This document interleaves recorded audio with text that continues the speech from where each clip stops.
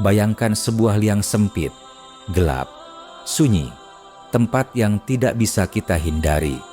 Tanah menutup rapat tubuh kita, udara tak lagi bersirkulasi, dan seluruh kenikmatan dunia hilang seketika. Tidak ada keluarga, tidak ada sahabat, tidak ada suara manusia. Yang tersisa hanyalah amal-amal kita, berdiri sebagai saksi. Sebagian datang membawa cahaya, meneduhkan, dan menenangkan. Namun, sebagian lainnya datang sebagai belenggu, sebagai penyebab azab yang pedih. Betapa banyak manusia yang tersiksa di alam kubur bukan karena dosa besar, tapi karena perbuatan-perbuatan kecil yang dulu dianggap remeh. Mari kita renungkan bersama. Mungkinkah ada perbuatan kecil yang selama ini kita lakukan tanpa sadar menjadi sebab kegelapan di barzakh? Semoga Allah menjauhkan kita dari azabnya dan membimbing langkah kita untuk bertobat sebelum terlambat. Sebelum kita lanjutkan, tolong tekan like dan subscribe untuk terus mendukung dakwah ini, dan tulislah amin di kolom komentar. Semoga Allah melindungi kita dari api neraka. Bismillah, mari kita simak. Assalamualaikum warahmatullahi wabarakatuh.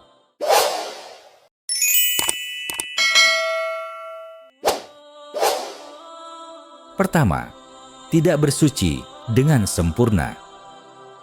Ada sebagian dosa yang tampak kecil di mata manusia, tetapi sangat besar di sisi Allah.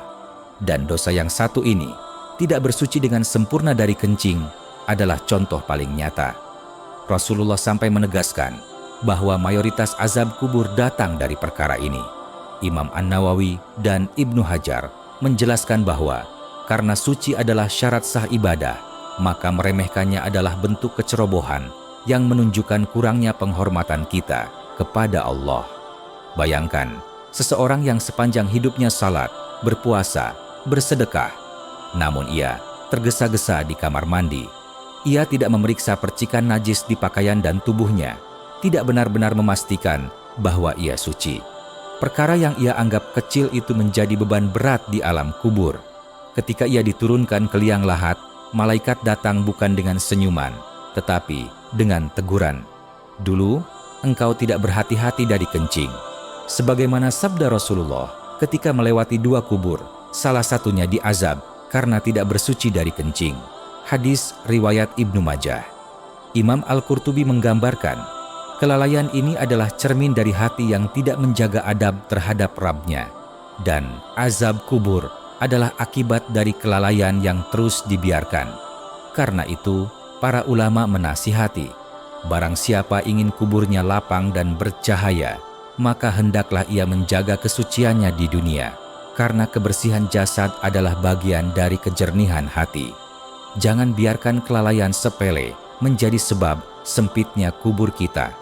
Sebab di alam sana tidak ada satu percikan pun yang terlewat dari perhitungan Allah. Semoga Allah menjaga kita dari siksa yang pedih. 2. Mengadu domba, namimah. Ada dosa yang tidak meninggalkan luka di kulit, tetapi merobek hati manusia dan menghancurkan persaudaraan. Itulah namimah, membawa ucapan seseorang kepada yang lain untuk menyalakan api permusuhan. Rasulullah menyebut pelakunya termasuk ahli azab kubur. Saat beliau melewati dua kubur, beliau bersabda bahwa salah satunya sedang disiksa karena namimah. Hadis riwayat Bukhari. Imam An-Nawawi menegaskan bahwa namimah adalah dosa besar karena ia merusak fondasi ukhuwah dan melahirkan kebencian yang tidak terlihat, tetapi membara. Bayangkan seseorang yang gemar berkata, "Tadi dia bilang begini tentang kamu," atau "Aku cuma menyampaikan, jangan marah ya."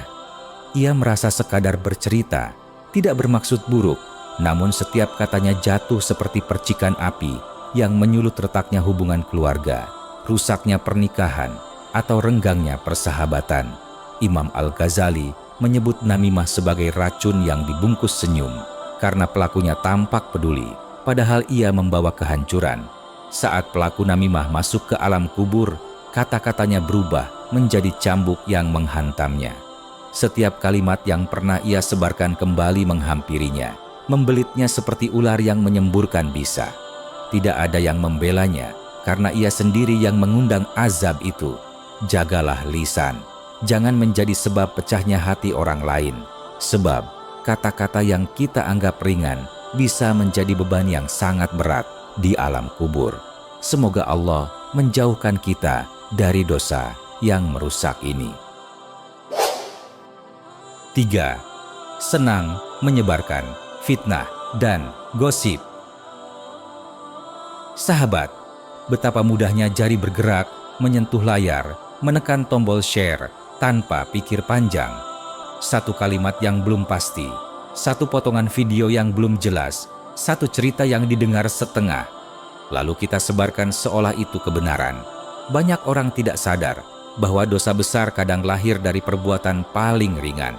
Imam Al-Ghazali menyebut fitnah sebagai racun yang dibungkus kata-kata, karena ia terlihat kecil, tetapi membunuh perlahan, membunuh kehormatan, membunuh persaudaraan, bahkan membunuh keselamatan kita sendiri di alam kubur.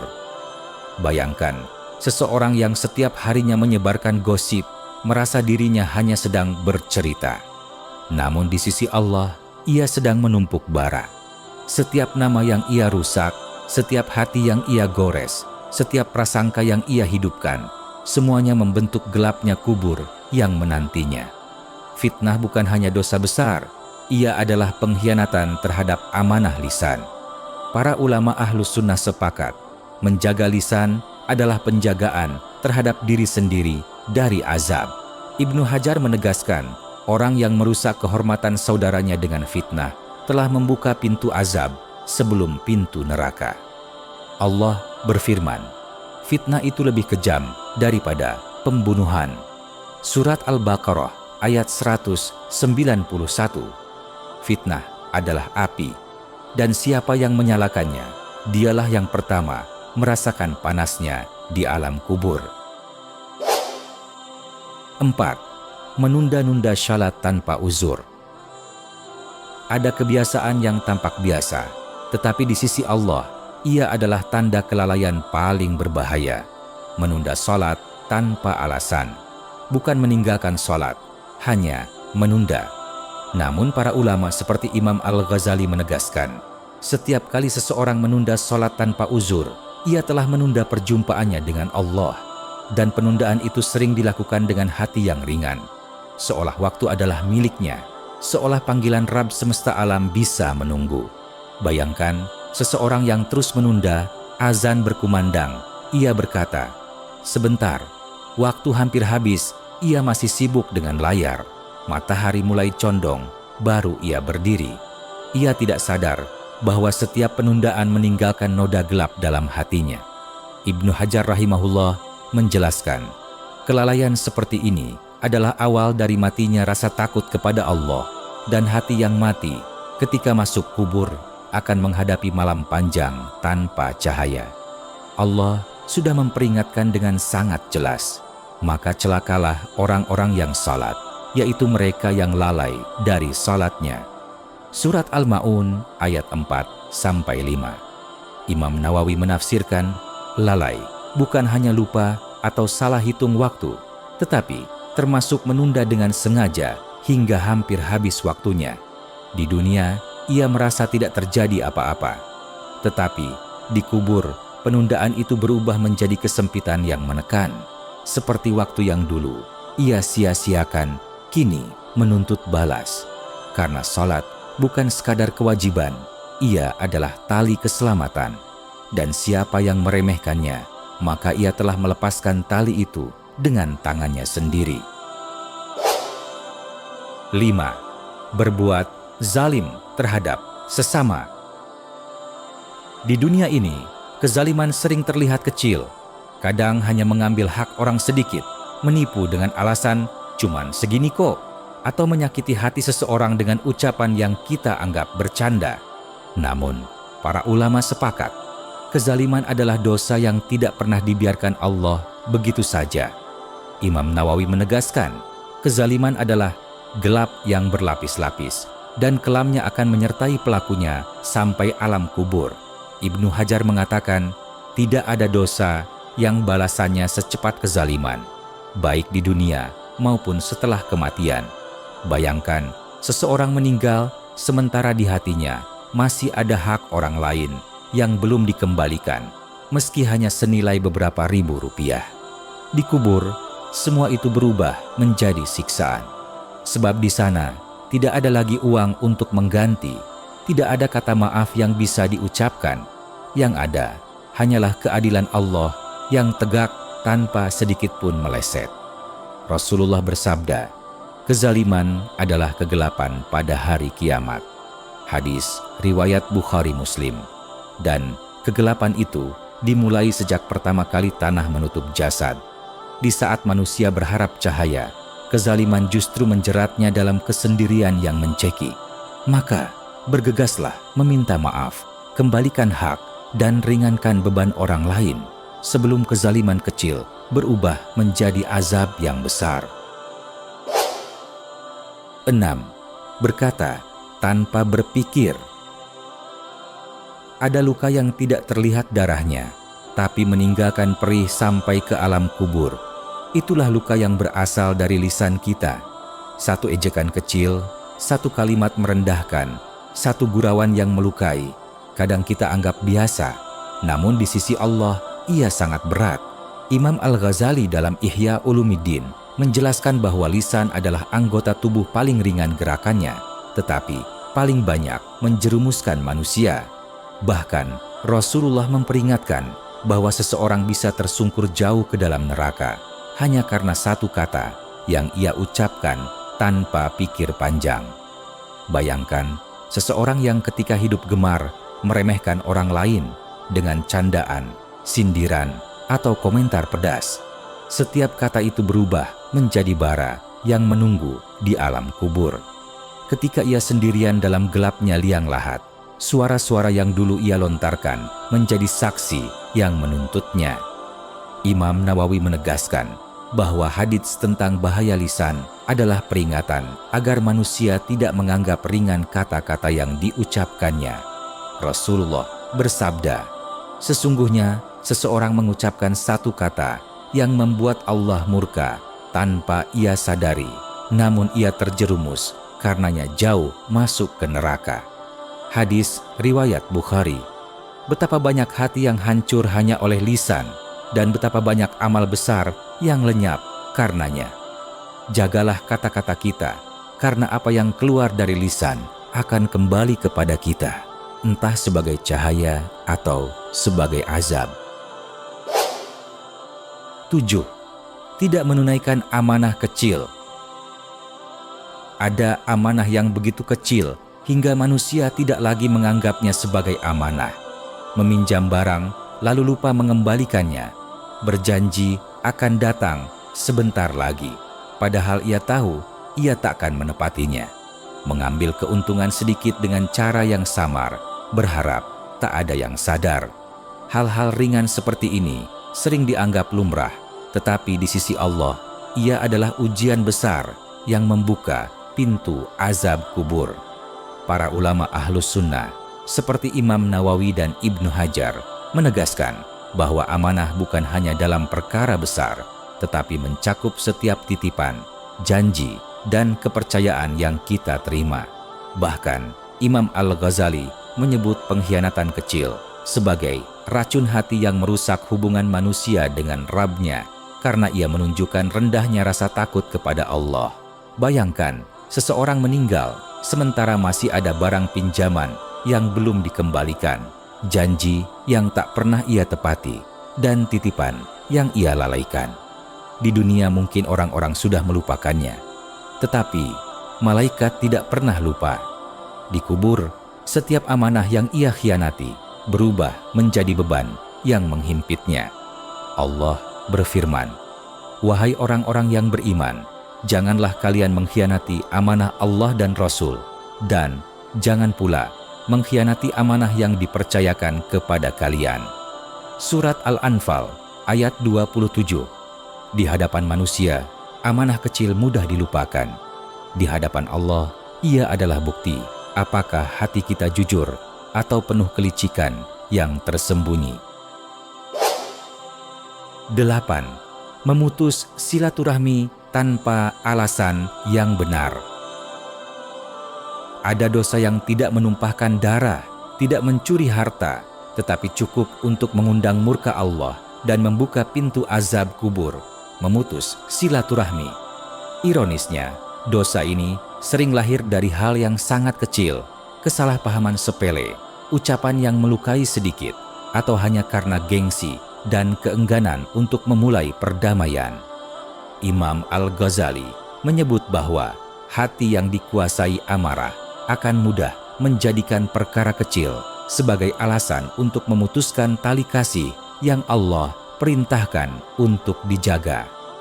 Rasulullah mengingatkan bahwa memutus hubungan keluarga bukan hanya membuat hidup terasa sempit di dunia, tetapi juga menjerumuskan seseorang ke dalam hukuman panjang setelah kematian. Di alam kubur, orang yang memutus silaturahmi digambarkan dalam keadaan gelap karena ia sendiri memadamkan cahaya yang seharusnya menghangatkan hidupnya. Malaikat pun mencatat setiap penolakan untuk memperbaiki hubungan sebagai bentuk kesombongan yang tidak dimaafkan kecuali dengan taubat dan usaha memperbaiki. Rasulullah bersabda, tidak akan masuk surga orang yang memutus silaturahmi. Hadis riwayat Bukhari Muslim. Imam Nawawi menjelaskan bahwa ancaman ini menunjukkan besarnya dosa memutus hubungan keluarga karena ia merusak fondasi kasih sayang yang Allah jadikan sebagai nikmat besar bagi manusia. Menjaga silaturahmi bukan hanya kewajiban sosial, ia adalah ibadah yang menjaga keselamatan di kubur. Karena Allah mencintai orang yang menyambung meski ia pernah disakiti. 9. Meninggalkan doa dan zikir harian. Ada manusia yang hidupnya tampak baik, bekerja, berkeluarga, berbuat baik kepada tetangga. Namun hatinya perlahan menjadi kering karena satu kebiasaan yang ia anggap sepele. Ia jarang berdoa, jarang berzikir, jarang menyebut nama Allah. Imam Al-Ghazali menyebut hati tanpa zikir seperti rumah kosong yang mudah dimasuki jin dan keburukan. Tanpa zikir, hati tidak memiliki penjaga. Tanpa doa, jiwa berjalan tanpa perisai. Di dunia, kelalaian ini tampak kecil. Tidak ada yang menegurnya, tidak ada hukuman langsung. Tetapi di alam kubur, orang yang hidup tanpa zikir akan masuk ke tempat yang gelap, tanpa cahaya ayat-ayat Allah, tanpa perlindungan doa, tanpa amal yang memancarkan ketenangan. Para ulama tafsir seperti Imam Al-Qurtubi menekankan bahwa zikir adalah cahaya yang menyertai seorang hamba dalam kuburnya. Bila seseorang meninggalkan zikir, ia masuk ke liang lahat itu sendirian, benar-benar sendirian. Bayangkan seseorang yang jarang berzikir, ia turun ke alam barzakh, lalu dirinya mendapati kesunyian yang menyesakkan. Tidak ada ayat yang pernah ia baca yang membelanya. Tidak ada istighfar yang menerangi jalannya. Tidak ada doa pagi sore yang menjadi pagar keselamatan. Yang tersisa hanyalah hening yang menakutkan. Rasulullah bersabda, perumpamaan orang yang berzikir kepada Rabb-Nya dan yang tidak berzikir adalah seperti orang hidup dan orang mati. Hadis riwayat Bukhari. Dan siapa yang hatinya mati di dunia, sulit baginya mendapatkan ketenangan saat memasuki alam kubur. Semoga Allah menjadikan kita hamba yang tidak pernah lalai mengingatnya. 10. Mengabaikan hak suami istri dalam rumah tangga. Ada luka yang tidak terlihat, tapi dicatat oleh para malaikat dengan tinta keadilan. Luka itu muncul dari kata-kata kasar, dari sikap meremehkan pasangan, dari kewajiban yang diabaikan. Padahal, semua itu terjadi di tempat paling mulia di muka bumi, rumah tangga. Imam Al-Ghazali berkata bahwa rumah adalah ladang amal yang paling dekat, dan siapa yang gagal di dalamnya, maka ia gagal menjaga amanah terbesar yang Allah titipkan. Betapa banyak suami yang merasa benar hanya karena menafkahi, tapi lisannya melukai. Betapa banyak istri yang merasa sudah cukup berbakti, tapi sikapnya menciptakan keretakan. Padahal Rasulullah mengingatkan bahwa hubungan suami istri bukan sekadar ikatan dunia, tetapi amanah yang akan ditanyakan satu persatu di kubur. Sebagian ulama besar seperti Imam Nawawi menjelaskan bahwa kezaliman dalam rumah tangga adalah salah satu bentuk kezaliman paling berat, karena ia terjadi pada orang yang paling berhak mendapat kasih sayang kita. Bayangkan, seseorang dimasukkan ke dalam liang lahat, lalu seluruh kelalaiannya terhadap pasangannya berdiri sebagai saksi. Setiap malam yang ia biarkan istrinya menangis, setiap pagi ketika ia mengabaikan suaminya, setiap kewajiban yang dilalaikan, semua menjelma menjadi beban gelap yang menghimpitnya. Rasulullah bersabda, "Sesungguhnya kalian memiliki hak atas istri kalian, dan istri kalian memiliki hak atas kalian." Hadis riwayat Tirmizi. Ketika seseorang memperbaiki rumahnya, Allah memperbaiki kuburnya. Dan ketika ia merusak rumahnya dengan sikap sepele yang menyakiti, maka ia sedang menyiapkan azab yang datang lebih cepat dari yang ia duga.